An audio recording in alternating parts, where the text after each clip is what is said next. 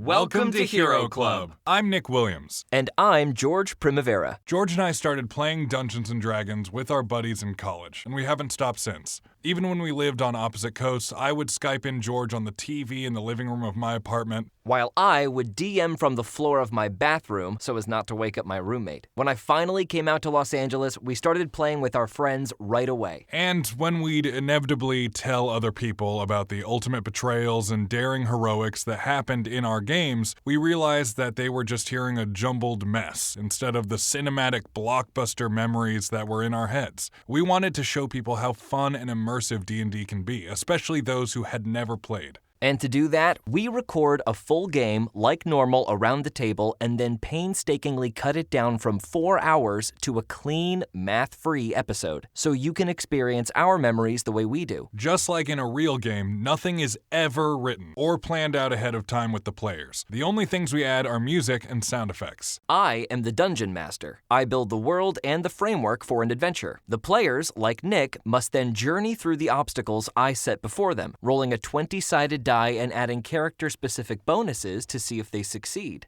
If they beat the number I have in my head, then their action is successful. If not, it is a failure, and there may be consequences. We try to follow the rules of Dungeons & Dragons 5th edition as close as we can, but as the Dungeon Master, what I say goes, and there are some things I like to do differently. Each season is its own contained story, so find one that sounds interesting to you and start from the top. And hey, welcome to the club. This week, our guests on the podcast are Scott Michael Foster and Karen Fukuhara. Guys, is there anything you want to say to the people? Check out my Instagram at Scott M. Foster for great pictures of my dogs. And Karen? Check out The Boys Season 2. I'm in there with Jack. I also have 2 animated shows on Netflix right now, Kipo and the Age of Wonder Beasts, and She-Ra. The final season is coming out soon, so check it out. So good. Thanks, guys. They're so good. So, it was curtains for Uncle Jack. But where did that leave us? Standing with our pants around our ankles with a whole lot of unanswered questions. Did we make the right choice backing Deirdre? What would the Illuminati do when they found out? And how is Marblemouth wrapped up in this viper's nest? All I knew was that something had to give. Hero Club presents Paid Back in Spades, a Hank Blackstone mystery. Chapter 7, The Whispering Queen. Bright and early in the morning, Hank Blackstone, exhausted, stumbles out of his room. As he rubs his eyes and looks up, he sees Charlie pacing around the main room of Dante's Inferno. Charlie looks concerned. Morning, Chuck. Hank? Hank, is that you? Yeah, who the hell else would it be, Chuck? I just had the craziest dream. I dreamt again. I gotta sit down. Charlie takes a seat in the big leather armchair. Well, what happened was I saw you getting choked by another rock golem. It might have been me. It might have been another one. I didn't know there were other ones. I heard Marblemouth's voice over the phone telling me to pick a card, and I did, out of Elvira's deck. It was the Jack of Spades, and I could feel myself crumbling away. Oh, and I saw the clover. I saw the clover rise up out of Elvira's deck. And Marblemouth told me to ignore the clover, but I grabbed it, and I woke up, and the phone was off the hook, and it felt so real. I'm really scared, Hank. Hank walks over and starts preparing a pot of coffee. At any point were you in a high school without your pants on, or in your dad's house, but it's not your dad's house? Hank, come on, take this seriously. I know it sounds ridiculous, but sometimes can't dreams be some sort of sign? It felt so real. It felt like something was trying to tell me something. I heard Marblemouth's voice. Listen to me. Chuck, the amount of fucked up nightmares I have every single night, if I listened to everything anyone in a dream told me, I'd go nuts.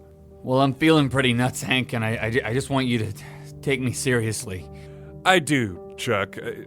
Trust me, I do. I just don't take dreams seriously. Yeah, Sure. But it sounds really scary. I'm sorry. All right, well, thanks, Hank. I appreciate it. Do you think maybe we can take my mind off this and make a plan for that auction coming up? Yeah, sure, Chuck. Go polish yourself up and we'll make a plan. Okay, all right. Before Charlie can retreat back to his room to clean himself, the phone rings. Great. Hank picks it up. Dante's Inferno, home of magic and mystery. This is Hank speaking. Oh, thank God. Hank, I've been calling all morning. What, Dick? Is that you? Yeah, it's Dick. Hey, Dick. What's the skinny? I got a lot to tell you guys. A lot's happened last night. Also, Kit Rockefeller's trying to reach you. He said you haven't gotten back to him, and he wants his status update on the job, but that's not important right now. Just turn the news on. Hank motions for Charlie to turn on a radio.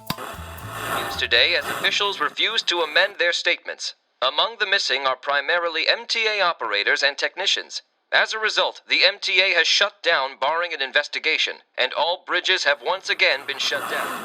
Additionally, families of the Rikers prison faculty have reported no contact with their loved ones, bringing into question the claim that staff had been transferred upstate for retraining. This turn of events has many shouting cover-up. We'll keep you abreast of the situation every hour on the hour. Now here is Mel Torme with You're Getting to Be a Habit with Me. Charlie turns off the radio. Are you guys still there? Yeah, Dick, we heard the news. Well, there's more.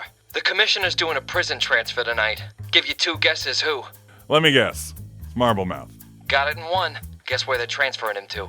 Rikers. Wow, I really thought I was gonna have to lead you through a couple options. Good job, you're a detective, I get it. Get to the point, Dick. I don't know, I'm a little bit frazzled, Hank. There's no reason we should be transferring Marblemouth to Rikers Island Prison in the middle of Oh, never mind. Just, can you guys come to the dock tonight? Yeah, sure. What time? Around 10 p.m. Commissioner's doing it after dark, and especially with all the bridges being closed out, we're gonna have to take the ferry over again. Hank covers the receiver. 10 p.m. at the docks, Chuck. All right, Dick, we'll see you there. All right, just, bring what you gotta bring, if you know what I mean. I feel uneasy about this whole thing. All right, you got it, Dick. Just, hang tight. We'll see you tonight. Hank hangs up. So that was Dick? He said Marblemouth's being transferred and he wants some backup. He sounded pretty skittish.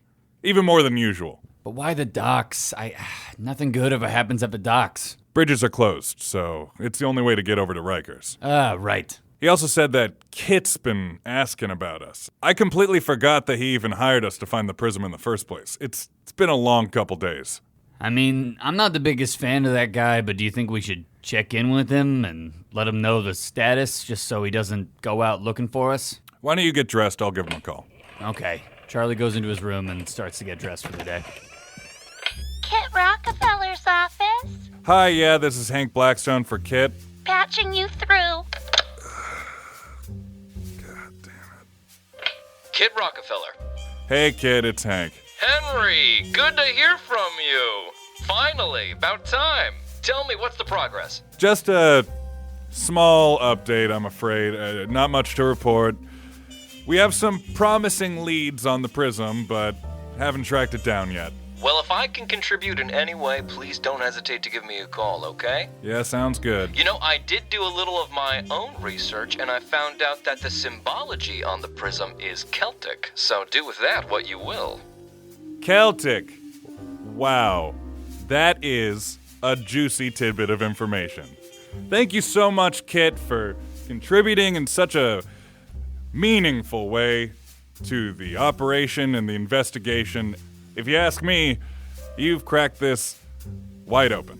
Hey, if you come up with any more of those incredible insights, don't hesitate to call. Hank, your exhaustion has made you a little more glib than you'd usually be. Roll a deception check with disadvantage.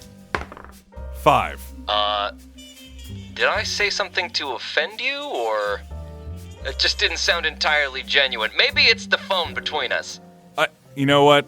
I think that's it. It must be because I would never say anything to insult you, Kit. You're a good friend. Roll another deception check with disadvantage. Another 5. All right. Well, thanks, Henry. I appreciate it. And I appreciate you, Kit. You'll be hearing from me very, very soon, Hank. I look forward to it. Kit hangs up the phone. Yeah, Jesus Christ. Hank hangs up the phone. Chuck, I think I might have insulted Kit. Charlie comes back in from his bedroom fully dressed. What'd you do? I don't know. I just can't today. There's a knock at the door. Ugh. I got it. Hank returns to making coffee. Sorry, we don't open till 11 a.m. Is that Charlie? We spoke on the phone. We did. Who is this? What's your name, if I may ask? I don't like that you asked, but I'll give you an answer anyway. It's Mr. I'm sorry, you might have me confused with another Charlie. I don't know any Misters. I know Mr. and then a last name, but not two Misters simultaneously. Well, that's why I'm unique. Listen, Charlie, I think you're going to want to hear what I have to say. Just give me 1 second. Who is it? He says his name is Mr. Mister? Mr. Yeah, I know it's weird, but he said that we spoke on the phone and that we're gonna want to know what he has to say. Do you want to just get your gun, just in case? Hank, having barely slept in his suit from the day before, opens his coat jacket to reveal his gun is already there. You said he said that he talked to you on the phone? I don't remember this guy. I talked to Marblemouth on a phone in my dream last night, but not Mister. I feel like I remember that. All right, just let him in, but be on your toes. Charlie calls back out to Mister. Okay, sir, I'm gonna let you in. Just Mister's fine. You see before you a very average-looking man. Blonde hair, blue eyes, about 6 feet tall, and almost no other discerning features. He wears a fedora hat, a black suit, and on his lapel is a little golden triangle. Hank clocks the Illuminati symbol right away. As does Charlie. Welcome to Dante's Inferno, Mister, home of magic and mystery. Do you want to take a seat? How about some coffee? I have a pot brewing. Yes, please. Cream, lots of sugar. Okay. Hank goes about making the coffee. Lots of sugar. Candy ass. While Charlie escorts Mister to the sitting area by the fireplace. So you said we spoke on the phone. I don't really remember the conversation. Sorry, I don't mean to be rude. Yes, it was last night. What, were you drinking? Come on, stay focused here. I've got important things to tell you. Oh, no, I don't drink, but, I feel like I would remember talking to a Mister. Did you tell me anything over the phone, or? No, the lines could have been tapped. I thought I'd bring this to you face to face. You know, Charlie, you look a little different than I remember. How do you mean? Well, you're roughly the same size, but, there are a few things that have changed. Your skin, for example, is smoother than I remember. Charlie shoots a look over to Hank. I went to the spa, this morning. Listen, why don't you just get to the point of what you need to tell me, because I'm starting to get a little antsy here. Okay, let's quit pussyfooting around. You're an enormous rock golem, aren't you? Oh, wow. Okay, nobody's just come out and said it. Huh. Well, as long as we're dropping pretense. Hank waves his hand and the fireplace roars suddenly. Charlie begrudgingly takes off his glasses of disguise. Well, I guess we're showing all our cards then, huh? Hello, this is me. This is the real me. Yes, there he is. That's exactly what I was expecting. Gorgeous. My God. Thank you? You're welcome. Hank hands Mr. the coffee. Okay, now we've shown you our cards, now you show us yours. You're in the Illuminati. That's right, I am. And please, more sugar. There's not quite enough in this. Thank you. Hank reaches into his pocket and sprinkles a loose handful of sugar into the man's coffee. Okay, not what I was expecting, but thank you. Is that more to your liking? No. Anyway, let's get down to brass tacks. I wanted to formally apologize for what happened the other day. You were taken by mistake. We know that now. And I just wanted to say, on behalf of my organization, we are truly sorry. We know that you had nothing to do with this. Yeah, thanks for strapping me to that table, pal. That scientist was very handsy. Chuck, I'm sure we can forgive him for being handsy, considering we did kill roughly 15 of their men. Sorry about that. That's okay. I didn't like them very much. And Bill can be handsy. That's just who he is. We all love him for it. Oh, right. His name was Bill. He kept saying, "I'm Dr. Bill," as he was touching me. Of course. Now, how do you gentlemen know Count Vanderhorn? He's really more of a annoying acquaintance, to be honest. We've had our run-ins with him in the past, almost always antagonistic. We've stolen from him, he's stolen from us. that sort of thing. Sounds like quite the relationship. Oh, it is. Long and storied and sometimes horrible. Is there any chance you know where he is now? Do you have his number? How can we contact him? Well, last time we saw him, we were with your men, and then he poofed away, so I'm not quite sure. Yeah, we have no way of telling where he is. Poofed, you say? It was a classic throw down a smoke bomb, run away in the cloud of smoke sort of situation. Yeah, classic New York poof. So, sorry we can't help you more with that. That's all right. You gave me plenty of information. Must look into this poof. You should know Jack O'Connor was killed in Brooklyn last night. Our forensics found a sharpened playing card at the scene that slit his throat, seemingly on impact. He was on his way to kill a woman named Deirdre Dullahan. Now, gentlemen, were you present at the time of this murder? And if so, did you see what happened? I'm sorry. I thought you said you were Illuminati, not a fucking cop. No, I'm not a cop. I just sound like one. Now answer the question, please. If you have any information, it'd be good to know. I will concede that I do own a set of sharpened playing cards, and I have used said playing cards against hostile individuals in the past. Yeah, we were there. God damn it, Chuck! I mean, listen to what you just said. I was trying to be cagey. You were basically saying we were there anyway. Who has sharpened playing cards? You. Yeah, we were there. And yes, I killed Uncle Jack, but it was in self-defense. Wow, that was easy to get out of you. Can anyone corroborate that story of yours? Chuck, you were there.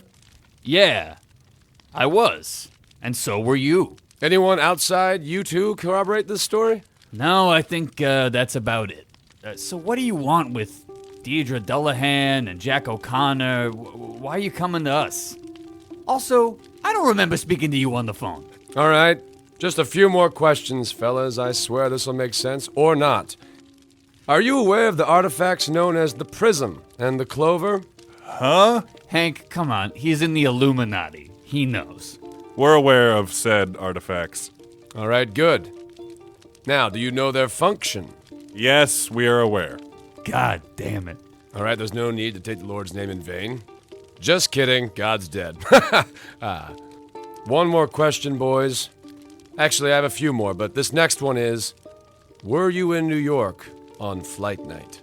Mister, I'm getting a little sick and tired of getting the third degree from you over here. Now, will you please explain what you're doing here? And who you are and what your purpose is? And if you won't do that, I need you to leave my premises. Listen, sir, again, my name is Mr. Mister. The supervisor sent me to verify a few things. They would love to speak to you. If that's possible, I'd like to continue. Yes, like most New Yorkers, we were here on flight night. Hank turns his head to show his scar. That's where I sustained this injury here.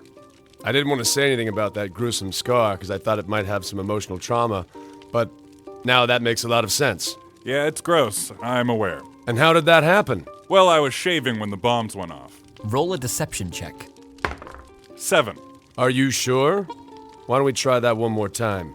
Fine, I was getting my hair cut. Roll a deception check with disadvantage. 14. All right, now haircut I buy. Yeah, I was there. I can corroborate this. It was the best damn haircut he ever got, and then the barber cut his ear off. Mr. Mister rolls his eyes, but continues on ahead through with questioning. So, the Zeppelin crash. What can you boys tell me about that? Chuck, why don't you tell the man what you saw from across the river in Brooklyn? All right, so as Hank was getting his ear cut off at the barber, I saw a little glint of something in the sky coming off the moon, and I motioned to Hank after his ear had been severed. I said, Hank, you gotta come out here and look at this. And we saw the Zeppelin fall out of the sky. You know what everybody in New York was saying at the time. It was a very traumatizing moment for the city. Roll a deception check with advantage because of Hank's help. 17. So the name Dr. Rudolf Heisenberg doesn't mean anything to you then? Dr. Who? No, it doesn't ring a bell. Yeah, what kind of nonsense are you spitting, Jack? Charlie, another deception check with advantage because of Hank's help. 5. I don't think I stuttered on my words. You heard me quite clear. Listen, pal. You know I'm a rock golem. You know Hank is magic. You know where our shop is, you know a lot about us, and you're not telling us jack about you. I know you're in the Illuminati, a thing that I was convinced did not exist until about a few days ago. So you better start talking, now. Charlie puffs out his chest and steps up to him. Roll an intimidation check. 23. Whoa, take it easy there, guy. I'm just asking questions. Let's all cool off. Well, you better start having answers. All right. Why don't I take you to the person who's got all the answers you need, the supervisor? Can I change first? I was just getting a cup of coffee when you came in. You kind of ruined my whole morning here. All right, but please make it quick. And if you have any more of that disgusting coffee, I'll take another cup. Help yourself. Hank walks into his room to change. Mr. Mister walks over to the coffee pot and pours himself a little extra. Rock golem, eh? What's the story behind that? It's just who I am. No story, just more so an origin story. You know what? No more talking from you until Hank gets back. All right. A quiet couple of minutes passes. Hank? Cutting to Hank's room. Hank is wearing just his dress shirt and hasn't put the rest of his suit on and is drinking heavily from his flask.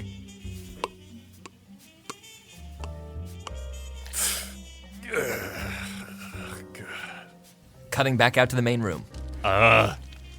You like Bill Haley and his Comets? That's my favorite band of all time. How'd you know? Yeah, they're great. I love that song, Rock Around the Clock. Well, that track is a little mainstream. I'm more of a fan of the B-sides, personally. Oh my God. Hank, please. Hank emerges. All right, I'm ready to go. Mr. Mister stands up and places a yellow triangular sticker onto the door. Please don't vandalize our store.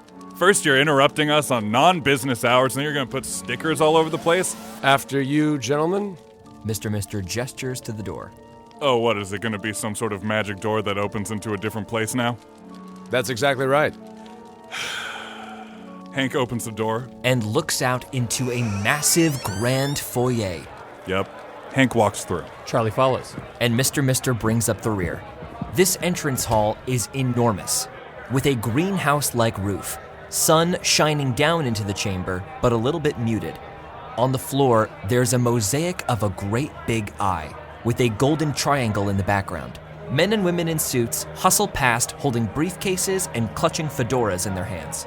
And around the exterior of the hallway, you see several other doors opening up. Every time a door closes and reopens, it looks out into a different location. Enormous crystal pillars extend from floor to ceiling, completely translucent. And as Mr. Mister starts walking through, he holds his lapel out to a short man who is scanning each triangle with a little device. Good morning, Jackson. Good morning. I see you're in a good mood today. I am. I finally got the best of that mailman. Well, I don't want to know much more about that. Good day. Well, I'm gonna tell you anyway. This mailman was sticking it to my wife, which is fine, because I was sticking it to his wife. But we've been nemesis for the past 10 years. Anyway, I rigged a bunch of traps in my front yard. Come on, gentlemen. He'll keep talking for the next 2 or 3 hours. And Mr. Mister leads Hank and Charlie deeper into the Illuminati's chambers.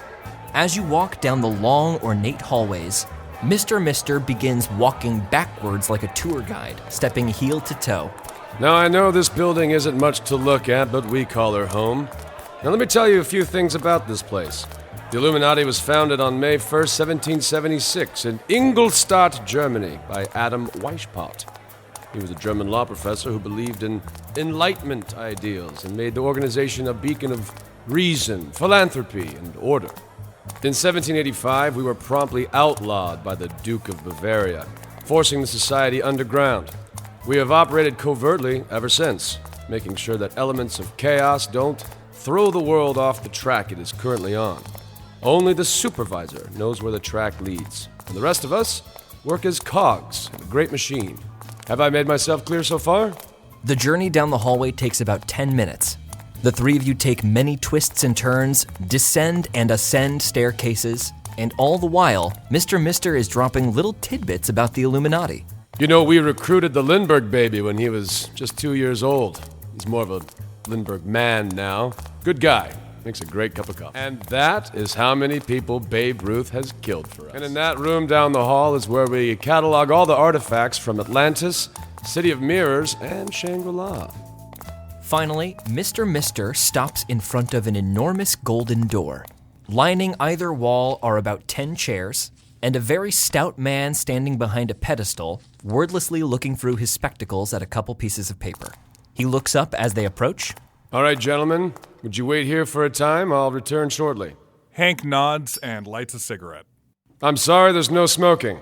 God, of course there's no smoke. Hank violently drags on the cigarette, trying to get as much out of it as he can, and then puts it out on the ground.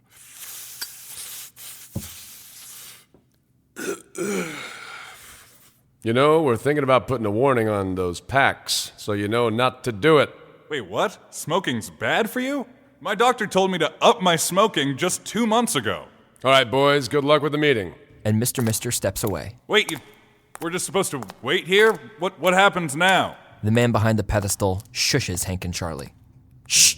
What, we're being shushed now? You shush! Hank, we're in their house. We're in Illuminati Academy or wherever the hell we are. Just be respectful. 20 minutes passes. Hank lights another cigarette. Don't do... Hank, come on. They're gonna yell at us. Well, until they yell at me, I'm gonna do it. The man behind the pedestal is glaring at Hank. Hank glares right back, smoking his cigarette. 45 more minutes passes. Having just finished his 4th cigarette, Hank reaches for a second pack. Don't. I feel like this is the reason why we're not going in. The room is filled with cigarette smoke. Well, if that man wants to tell me not to smoke cigarettes, he can. The man just glares at Hank but remains silent. 2 hours passes. Okay, maybe it's the cigarettes. And the doors swing open. All of the smoke in the room begins to swirl like a cyclone and gets sucked into the chamber. Oh, good, it's open. Must not have been the cigarettes after all. Wow, you're a dick. The door closes behind them, and Hank and Charlie are in an utterly dark room. Charlie reaches his hands in front of him looking for something to hold on to. But Hank sees clearly that there is something on the opposite end of the room. Hank makes out a large bed, a big armchair, and several small little objects on the floor. As they approach a little further, Charlie accidentally kicks something on the floor, and it clatters forward. Hank, you see that it's a little toy robot. Hank picks it up and inspects it a little further. On the back of the robot is the brand, Scio Wind and Play. It appears completely ordinary. Hank chucks it over his shoulder and keeps walking forward. And you hear a small voice at the far end of the room. Hello, Hank. Welcome, Charlie. Welcome to my chamber. The enormous armchair seems to turn around completely on its own, and small lights in the corners of the room illuminate it. Sitting in a plush red armchair is a small girl, just under 5 feet tall, with long black hair and sallow cheeks. She is extremely pale, and in her lap, she cradles what looks like a little pyramid. She holds it upside down, base facing up, and the object projects blue light over the girl's face. Strewn across the floor is a dollhouse, a teddy bear, a model train, a couple of spinning tops, and a paddle ball, all discarded. Hank, Charlie, make perception checks. Hank with disadvantage. 16. 9. Charlie, you notice that all of the toys appear to be covered with a thin layer of dust. Charlie takes that in. The supervisor, I presume? No, this can't be the supervisor. Wait, little girl, where's the supervisor? Hank! What, she's a kid. She can't be the supervisor. Think she might be. Little girl, are you the supervisor or not? Indeed. Oh, shit. Apologies for my friend here, Madam Supervisor. He can be a little brash sometimes. I like your toys. Seems like they haven't moved for a while, but they look incredible. You can have them, all but the robot. Go ahead. Oh, all right. I mean, are you sure? Yes, I used to play with them all the time, but I don't know, I just get bored so easily. Okay. Charlie picks up the teddy bear. Chuck, what are you going to do with a bunch of toys? I'm playing along. All right. Get with it. I'm sorry for throwing your robot, Miss Supervisor, ma'am. It's fine. She glares daggers at Hank. Would you two like to take a seat? She gestures to 2 plasticky toy chairs. Don't worry. I've had an ogre weighing 500 pounds sit on that plastic thing, and it somehow did not break. Oh, well, I weigh about that. Thank you. Charlie takes a seat and motions a little bit aggressively for Hank to do the same. Hank takes his sweet time sitting down on the toy chair, crossing his legs several times, trying to get comfortable, but failing. Hank and Charlie's knees are just about at their shoulders. The chairs are so low to the ground. Thank you both for coming today. I know that there was some kind of misunderstanding, and I hope that you can forgive us. I presume my agent has explained everything to you? It took him a while, but yes, he did. Yeah, let's just call it water under the bridge. I will discipline him after you leave. Do not worry. I don't think you had a discipline. What do you do to discipline him? Don't worry about it. I'm just gonna come right out and say it. You're not gonna kill him, right? Oh, no. He is of value to us currently. Oh, good.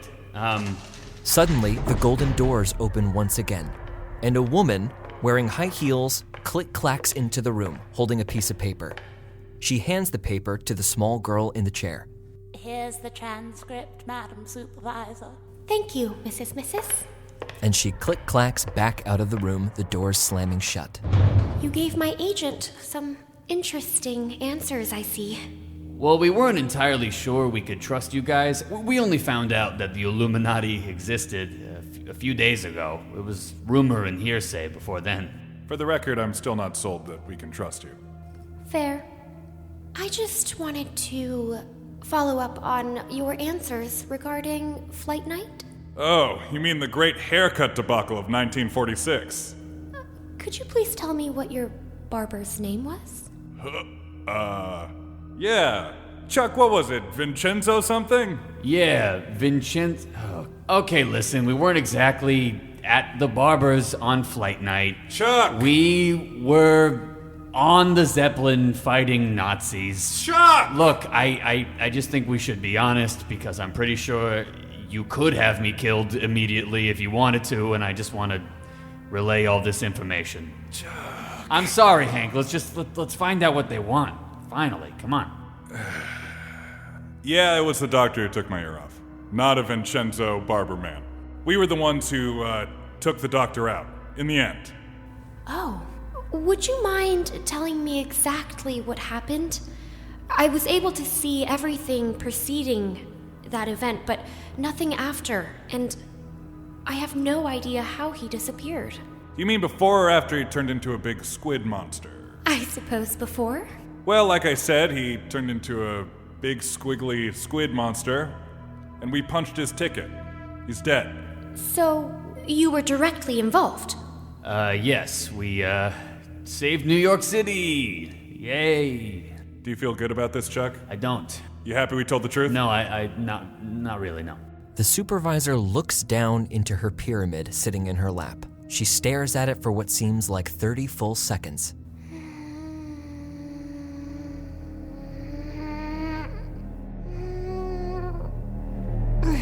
You are both unseen.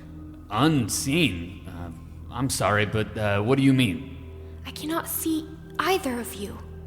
Normally, when I peek into the all-seeing eye, I can see everything, from past to present, in all of history. But for some reason, I cannot see you. You are unseen. Well, I saw it pretty well. I don't know how we're unseen, but we were there. We saw it happen. And it still keeps us up at night, so why don't we get to the point here? Why'd you call us in the first place? You are both private investigators, are you not? I have a job for you. Oh, yes. Okay, this we know. Finally. This we can do. Yes. Yeah, I get that. Sure. Why didn't you just say that in the beginning? What's the job? I need you to retrieve something for me.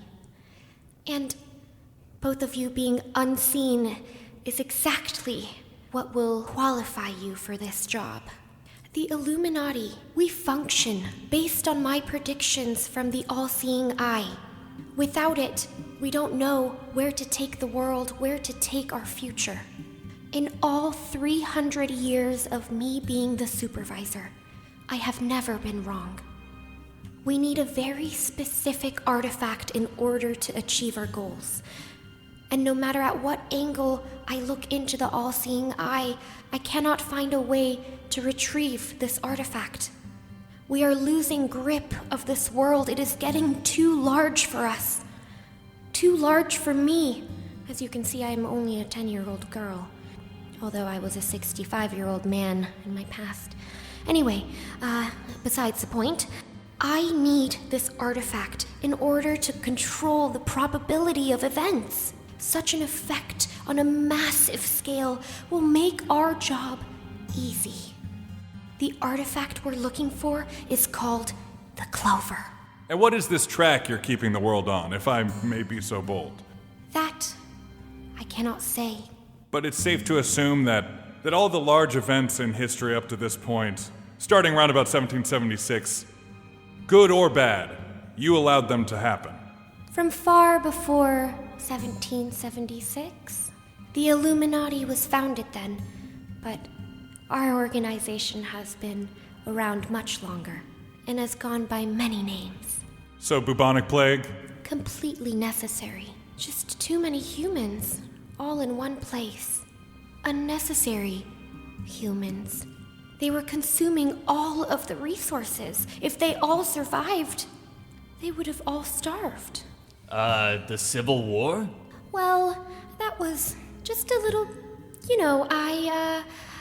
I was, seeing somebody at the time, and I was not as invested in the organization. You just dropped the ball? I wouldn't say drop the ball. I may have dropped the all-seeing eye.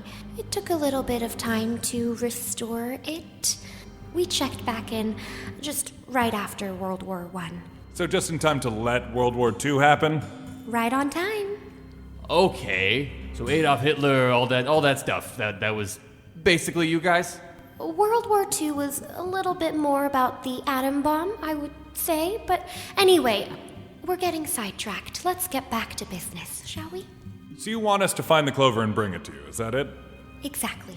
You are familiar with Count Vanderhorn, correct? You know we are. You apprehended us with him. Yes, we are familiar.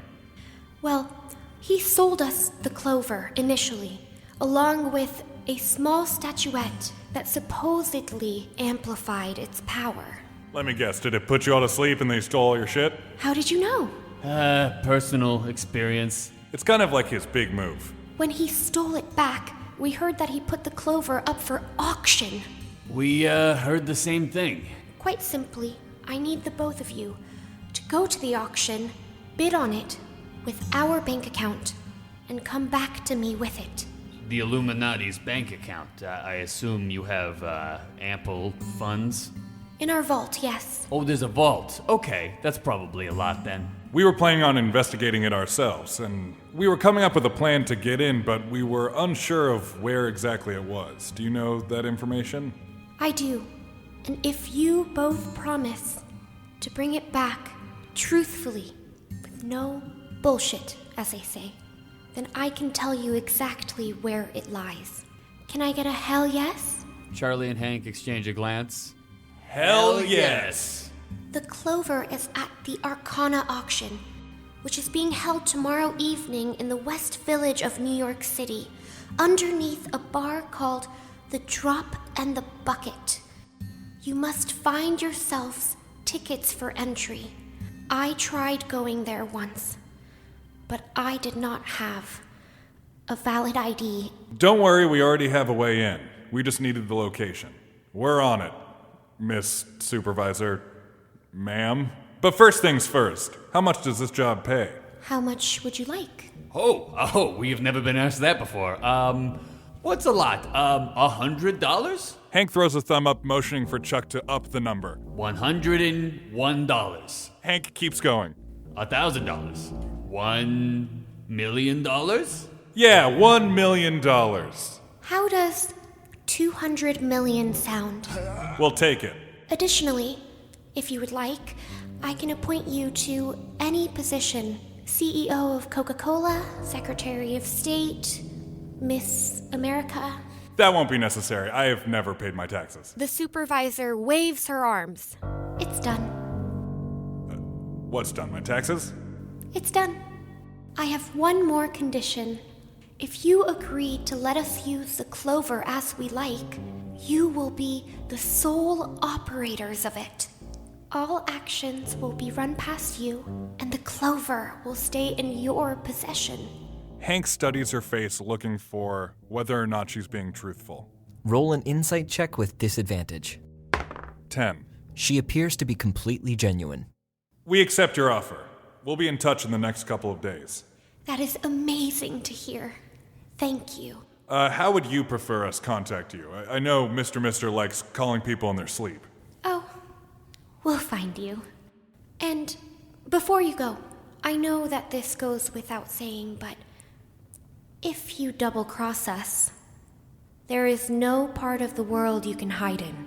You two were unseen, but so was I, and they found me. You know what? Noted.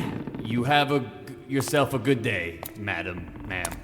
Hey, you have a great day in this dark chamber with your toys.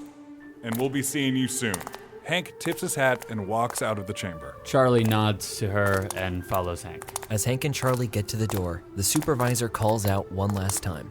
Wait! Alphonse Moretti. He knows you. Yeah, and we know him. What do you know about it?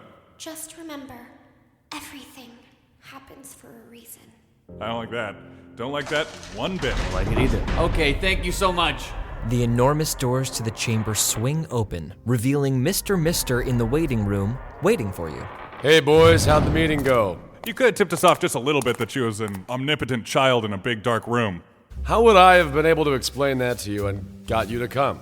I mean, Hank, to be fair, there's a lot of weird shit going on here. It's not the weirdest thing we've ever seen. A kid in charge? It's not that crazy. Also, don't forget, she's not a kid. Oh, right, the whole 65-year-old man thing. And the 300-year-old kid thing. Yeah, and I guess she was seeing somebody during the Civil War. There was a lot going on. Yes, well, seeing somebody is when she gets fixated on seeing one person for too long. So it was more of a creepy thing and less of a romantic thing. I think when looking at it from the outside, most romance is pretty darn creepy. Hey, can we leave? Yes, let's get to it. Where can I drop you gentlemen off? I mean, I never had my cup of coffee that you interrupted me during, so how about we go back home? Sounds good. Mr. Mister pulls out a red triangular sticker and slaps it on a door in the hallway. Mr. Mister tips his cap and says, "Farewell, boys." I can't say it was nice knowing you, but have a good one, I guess. Charlie puffs out his chest. And next time, give me a little bit of notice before you come to our place. Just like a little bit of notice. Like a few hours at least. We would have cleaned up a little bit or something, or at least, lit a candle. Roll an intimidation check. 26. Whoa, hey, take it easy. I thought your place was spick and span, if I do say so myself, and I'd actually consider you guys some of my closest friends. I don't have too many of those. This has been a wonderful day. And the door slams shut. Hank and Charlie stumbling back into Dante's Inferno. God, I need a drink, Chuck. That was a lot. Want to go down to the sitting room for old time's sake and talk it over? Maybe make a plan for the Arcana auction? Yeah, sure. Charlie puts on his glasses of disguise and steps out the door with Hank. Hank and Charlie enter the bar, the sitting room. It's sparsely populated, and almost nothing has changed, though it's been about 5 years since they stepped foot in here. Hank looks around the bar. Man, it's kind of surreal being in here. We haven't been in here since flight night. Yeah. I miss Jake. I miss his jokes. Well, joke. Singular. It was pretty good. I mean, you would hear it once and it'd be pretty funny. Yeah, hey, didn't see you come in. And he's blind, And it was funny the first time, got less funny over time, and then something about it got more funny, with repetition. I guess that's how humor works sometimes. Nah, always a pretty bad joke. Hank motions to the new bartender. What'll it be, fellas? I'll take 2 fingers of scotch and leave the bottle. Chuck? I will have water, please. The bartender sets them down and goes about his business. Hank takes a seat in front of his drink and takes a hearty sip. So, where do we even start? Well, first of all, I probably should ask, do we want to trust the Illuminati? No. Hard no. No, right? No. Yeah, bad people. Yeah, I just had a creepy feeling the entire time I was there, just kind of uneased. How could you not? There's a 300-year-old child in a big, creepy, dark room with a bunch of dusty toys. Oh, yeah. So, we're gonna double-cross them, right?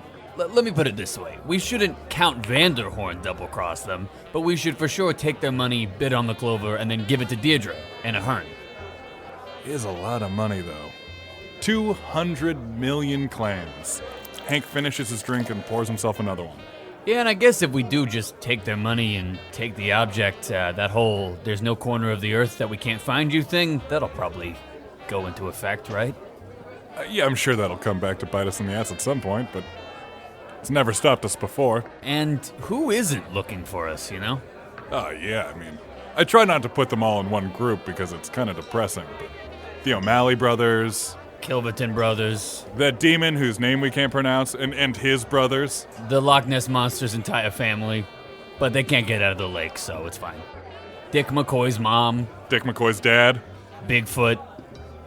Bigfoot's mom. Man, we really are completionists when it comes to screwing over an entire family, huh? We don't mean to, but I guess, I don't know, familial ties run deep, I guess. Yeah, in for a penny, in for a pound. Yeah. If you're gonna screw over one brother, you might as well screw over all the brothers. Oh, you know what? You know who's really mad at us? Dracula's half-brother. Hank and Charlie sit and talk the hours away until their appointment with Dick McCoy at the docks draws near. For a moment, it feels just as it used to. The time goes too fast. Hit it, boys! Yeah, just like that. Watch your step when you step outside. The roads are narrow and the river's wide, and no one knows what waits inside. So watch your step when you step outside.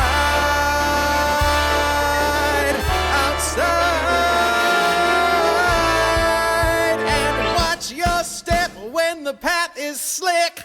The shadows here can play a dirty trick, and moonlight's such a fickle guide. So watch your step when you step outside. You want your freedom. This has been a Hero Club production, produced by Nick Williams, George Primavera, and Jack Quaid, with associate producers Marty Abbe-Schneider and Dylan McCullum. Voice acting by George Primavera, Nick Williams, Jack Quaid, Scott Foster, Karen Fukuhara, Marty Abbe-Schneider, and Carson Fagerbakke. Theme song written and performed by Matthew McCullum. Special thanks to Kevin MacLeod and Ben Doyle for their amazing music, Mage Hand Press for their genius D&D 5th edition homebrew, Marty Abbe-Schneider for his incredible artwork, and Ali Catanese, our hero. Follow us on social media at Hero Club Podcast to keep in the loop about some very exciting new stuff coming up the road. And hey, welcome to the club. When you step outside.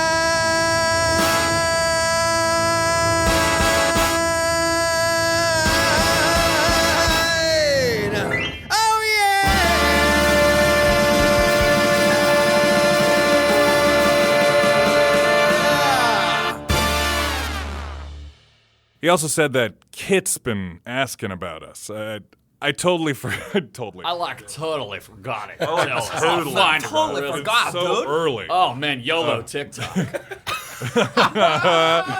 YOLO TikTok. I'm so tired from vining.